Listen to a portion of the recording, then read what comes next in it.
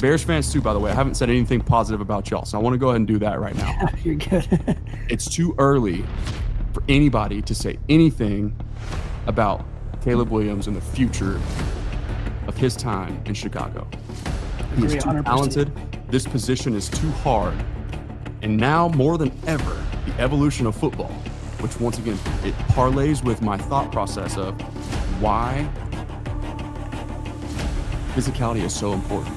Yeah. Because the modern era of defense, hybridized safeties, corners, linebackers, and edges. Got like linebackers are 4-3 side to side. Right? Oh yeah, There's 5 and 6 DBs on the field. We got edges now that are, you know, they move like they're safeties and they can drop into spot coverage. Yep. Okay, we're mugging the line of scrimmage. We are confusing the crap out of everybody, and sometimes including themselves, the defenses, right? But they are so crafty. Defenses coordinators are really good at their job, guys. They will confuse you by mugging the line of scrimmage, changing the post-snap picture, rolling their coverages, and disguising their blitzes, okay? The sport of football, on the offensive side, the position of quarterback has never been more difficult than it is today. We have answers, and so there's answers to the test now. There's no longer a one-dimensional affair on the offensive side of the ball. Now, defensive side of the ball, different discussion. Different. But adjustments will be made. We'll just put it that way.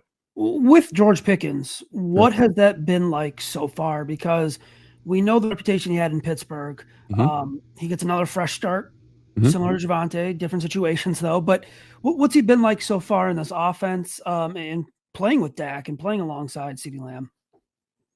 So it didn't take very long, if at all. Day one, CeeDee Lamb knew how important somebody else taking pressure and brackets and triple coverage off of him was, okay? He took George Pickens under his wing the day he showed up. This is all just by the account of not just the coach, not just the quarterback, other players in the locker room, but anybody with access to that building, the Star in Frisco, and anybody on the field every day in Oxnard, California. These guys are inseparable, Okay. meaning CD and George. Yeah. So best friends, right? Dak Prescott, same thing. It was interesting because we all had our reservations about the character, because that was just the narrative that was painted by the city of Pittsburgh. Yep. Some people, and I was one of them, hypothesized that was the character concern just a result of frustration from a guy who just simply loves football but knows that he's not put in the best situation to succeed because he's got people like Mason Rudolph, Kenny Pickett, and Justin Fields throwing him the football all the time. Yep. It's a different story now with when you come to Dallas and you have somebody that you know is going to get you the ball and that you know is going to help you maximize your soon to be very significant, life-changing caliber payday. Yep. So it's just been fun. Now, I will say this. There are other things outside of, hey, maybe just a little bit brash towards the media, George in Pittsburgh, right? Not necessarily the best guy to interview, not necessarily the most lovable figure on the field. Sometimes he's getting after other coaches, other teammates. Sometimes he's drawing just very untimely, unsportsmanlike penalties, things of that sort, right? Yep. Here is where it has been rave reviews across the board. Brian Schottenheimer, Dak Prescott, Jerry Jones, Stephen Jones. Everybody can't say a bad thing about this guy, even if they wanted to. So that's all check mark. Now here's the issue though. There's one thing that I've been studying, and I brought it to light. I'm just so y'all, for anybody who's new to me, which most Bears fans I assume are. It's my job to be objective. Okay. And I have sometimes part of that that comes with having uncomfortable conversations. And part of that uncomfortable conversation was when I turned the All-22 on after the Eagles game last week, and I'm watching. Okay. So my big thing was, how are we playing the run? How are we running it? What's the approach like? Because I've just known, like, we're going to have success throwing the football. As long as Dak's healthy, that's just who this Cowboys offense is. They're top 5 offenses if he's upright.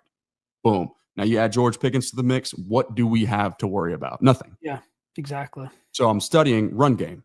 And how do you maximize run game, right? You O-lineman block first downs and move the chains. Skill position players, they block touchdowns. Yep. That's how first downs turn into touchdowns, right? When everybody is doing their job on the perimeter, taking pride in what you do without the ball. I also cover the Texas Longhorns on the side for anybody who doesn't know. And one of the things, my favorite quote from a former Texas coach, Brennan Marion, who was sort of responsible for the go-go offense or bringing that to light, right? He's made a couple different stops since his time at Texas, but he said, and I'll never forget, what you do without the ball determines how much you love your teammates. And so I watched with a very, very close eye, and I had to bring to light last week, okay, George Pickens is a little bit lazy on the perimeter, getting after people and just, making some business decisions, taking some plays off. You could certainly say or speculate, hey, maybe he's just protecting himself because that massive life-changing payday hasn't happened yet, right? He's trying to make sure he's able-bodied and healthy. Yeah. I get that. And as a former athlete myself, I resonate with that. I get it. But at the same time, your reputation is what it is. And if you want to maximize that payday, then prove how much you love your teammates when the ball's not going to you. So there was some lackadaisical, lollygagging type. I called it loafing. It's on my channel. You can go and see some of those clips that I'm talking about in week 1 against the Eagles, and it's not just George. It's George. It's CeeDee. It's Jalen Tolbert. It's the whole skill position, the whole receiver room, making some business decisions and not necessarily meeting the Eagles in the ring for the heavyweight fight the way that people like Javonte Williams and the Cowboys front five and then Dak Prescott were. Yeah. Okay. So I said, I don't take Brian Schottenheimer for a liar. I don't take him for a coward. And I trust that he's going to make the situation right, because his whole thing is his 2 biggest things: physicality, and the standard is the standard. Creating a culture of competition. That's who Brian Schottenheimer is to his core. So I'm saying, all right, they're going to get that right. They're going to look at this and they're going to say, this is not our standard. And you can be replaced.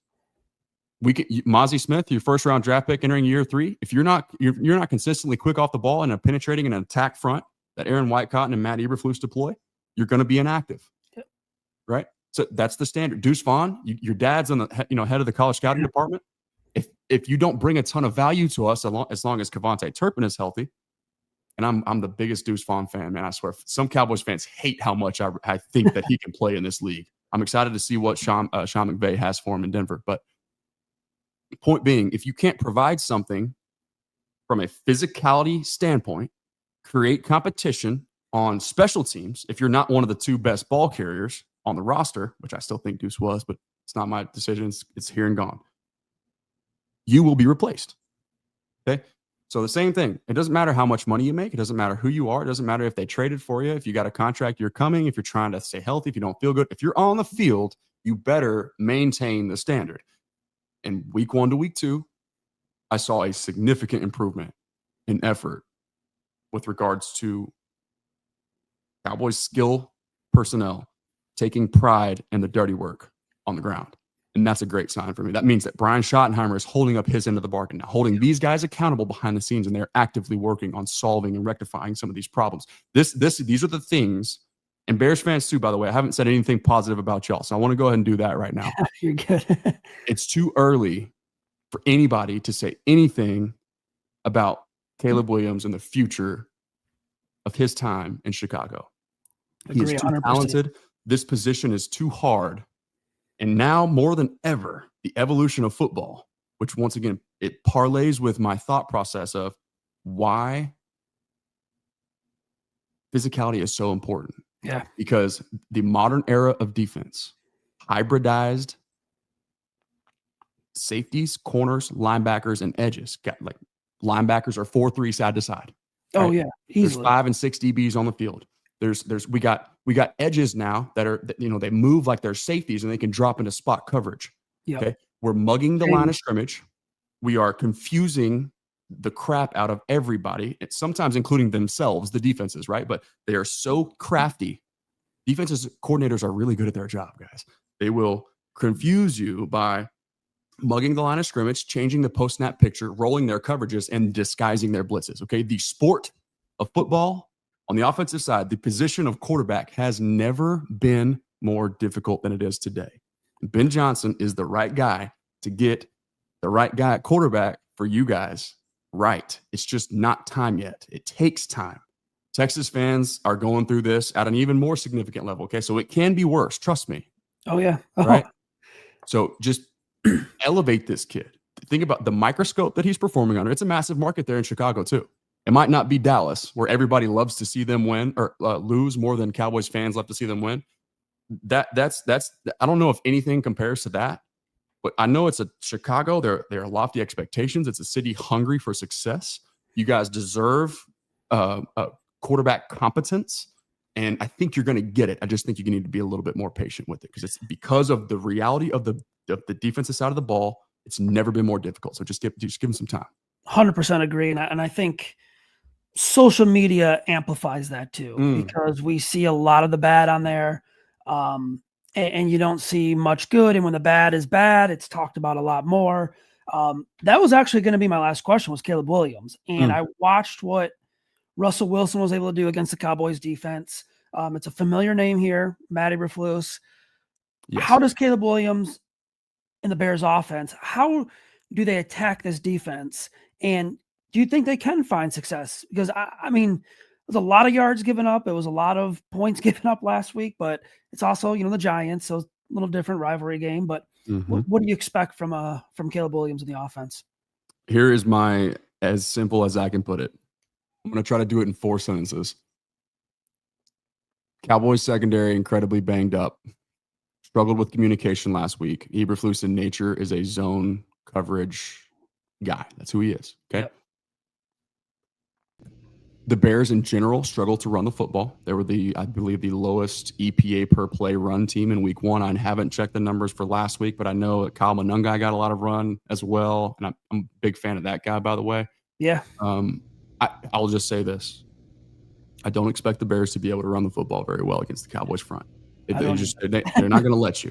Okay, nope. But that's good news because y'all can't wait, as you should, to get Caleb Williams right. Caleb Williams should probably throw the football 40 times this game. Okay. If you want to win, and I'll tell you this, go deep. Okay. Okay.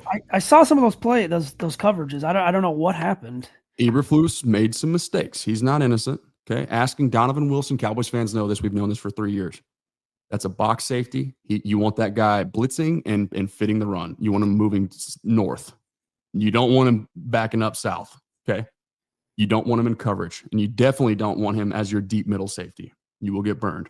Trevon Diggs, there was a couple cover 4 instances. What is like the one rule in cover 4? Don't let anybody get behind you. Behind you, yep.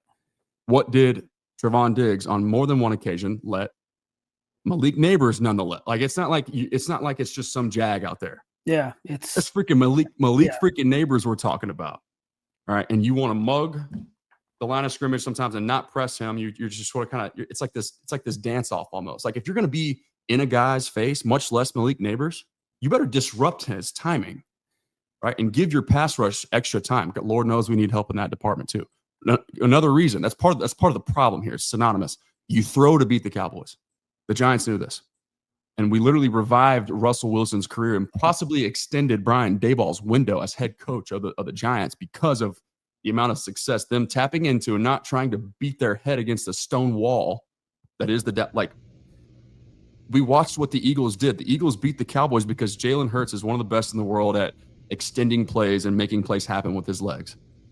It wasn't their run game that beat us. It wasn't them throwing the football that beat us. It was Jalen Hurts extending plays and he put the Superman cape on and kept drives alive. You forced the Cowboys, who are banged up at corner right now, probably not going to get Deron Bland back. Kyer Elam he's a reclamation project from Buffalo. Trevon Diggs is still not 100% of who he used to be. Okay. And then we got Reddy Stewart, who some Bears fans may be familiar with, but I'm not going to sit here and pretend like that's a name that everybody should know, right? That's a dude basically off the streets that Eberflus had familiarity with. That was actually probably our most prolific cover corner last week. Literally a guy off the streets. So if that should tell you something. Yeah. All right. But here's the thing, okay? Matt Eberflus will get fired if he tries to do again next week what he did last week, right? That's the beauty. It's a week-to-week league because coaches are really good at their jobs.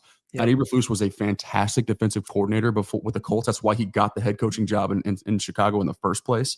Okay. Yep. He's beloved in the Cowboys building. Like he's got a little something, right?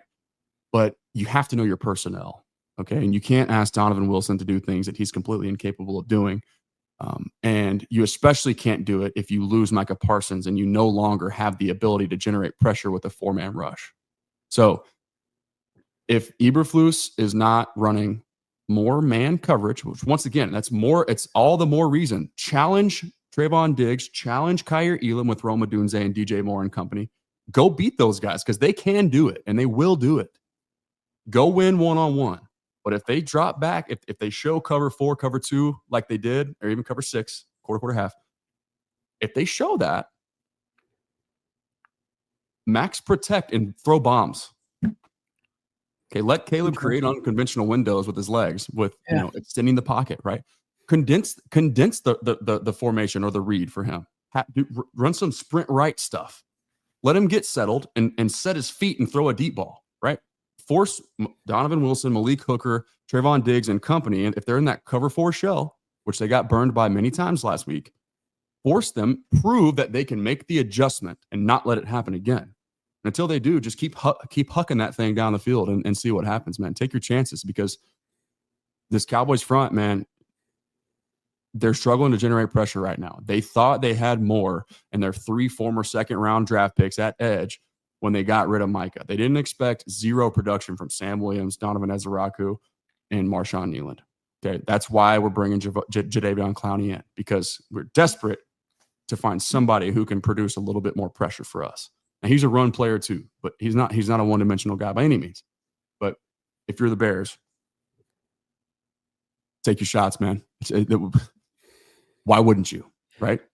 Make Matt Eberflus and that Cowboys secondary prove that they have made their adjustment. That's the beauty of the week-to-week league. Adjustments will be made. Yeah. And I pray the man upstairs that they do make those adjustments. Otherwise, once again, it's going to be a high-scoring affair. I think Vegas already expects that. 50-point over-under. Yeah, 50 right now. So, and actually the Bears are favorites. Am I wrong? Yeah, 1.5. Yeah. It's interesting. I appreciate Zach Pearson again for bringing me on. I hope that he and the rest of his community and Bears Nation all enjoyed the discussion. If that's the case, if you did enjoy the discussion, this little snippet here, you can catch the rest of the episode, the full preview, over at BearReport on YouTube. Check it out there. And make sure, of course, as always, to hit the like button to continue to support us, what we do, and keeping shows like these free. Thanks again. Remember that prayer changes things and the war is already won. Enjoy the game and go Cowboys.